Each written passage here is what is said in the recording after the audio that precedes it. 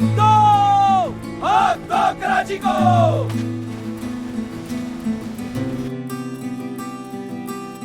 मुझे एक बात ने बहुत परेशान कर दिया है। क्या बात है दोस्त, खुलकर बताओ, दिल हल्का करो। लोग कह रहे हैं कि मुर्तजा वहाब की तरफ से ये बात सामने आई है कि हक दो कराची वाले बैनर्स या पोस्टर्स बनाने वाले प्रिंटिंग प्रेसेस को बंद किया जा सकता है।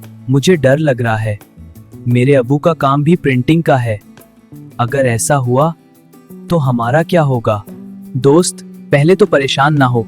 हाँ, मैंने भी अबू से सुना है, उन्होंने ये भी कहा है मुर्तजा वहाब जहनी तौर पर डिस्टर्ब हैं, लेकिन इसका हल खौफजदा होना नहीं है। लेकिन अगर वाकई ऐसा हुआ तो हम क्या करेंगे? हम घबराएंगे नहीं, हम कानून का रास्ता इख्तियार करेंगे और हम खामोश भी नहीं रहेंगे, और जरूरत पड़ी तो कराची के हक के लिए मुर्तजा वहाब के ऑफिस का घेराव करेंगे। हक दो कराची को, हक दो कराची को, हक दो कराची। शुक्रिया सादी भाई, आप भी शहर कराची के शहरी हैं। तो इस वीडियो को जरूर शेयर करें ताकि हमारा कराची एक बार फिर रोशनियों का शहर बन जाए।